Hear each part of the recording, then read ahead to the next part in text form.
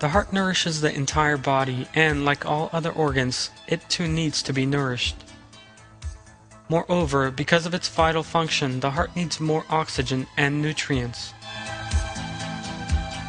However, the heart muscle is too thick and tight to absorb nutrients and oxygen.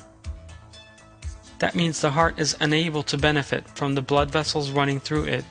So how is this vitally important organ fed? The heart possesses a special apparatus that nourishes it, known as the coronary circulation. The heart itself is the first recipient of the blood that emerges from the heart by way of the coronary arteries. Coronary arteries are two separate branches of the aorta that carries the cleanest and most oxygen-rich blood from the lungs. The distinguishing feature of these arteries is that they were created solely in order to nourish the heart. In contrast to other arteries, the coronary arteries leave the heart and then return to it instead of leading to other organs in the body.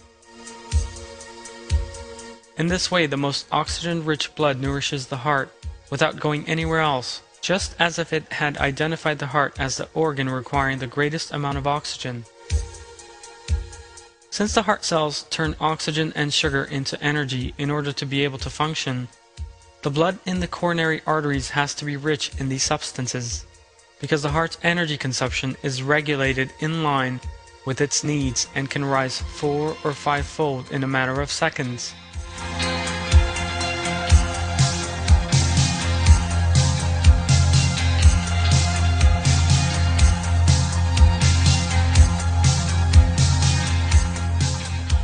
The coronary arteries have been perfectly equipped for their job.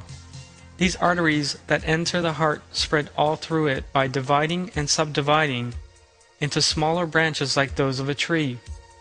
Every cell that constitutes the heart needs a constant supply of nutrients and oxygen. As these arteries head towards the heart, they also establish sublinks with one another. This detail is highly important because if any of the arteries become obstructed in one way or another, the heart cannot be nourished and will die. These sub-connections are an important precautionary measure against that threat.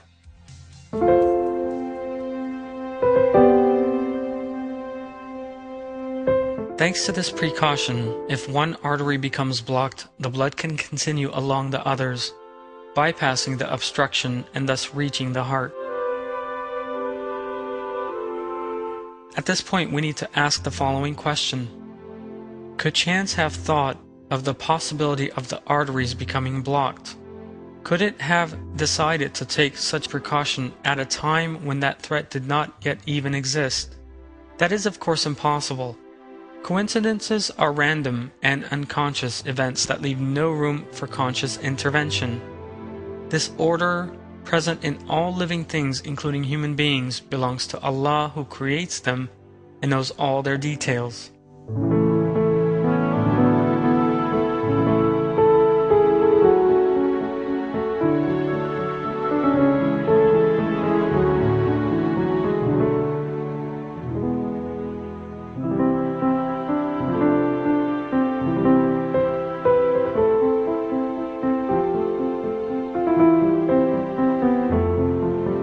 Our Lord has set this truth out in the Qur'an. Glorify the name of your Lord, the Most High, He who created and molded, He who determined and guided.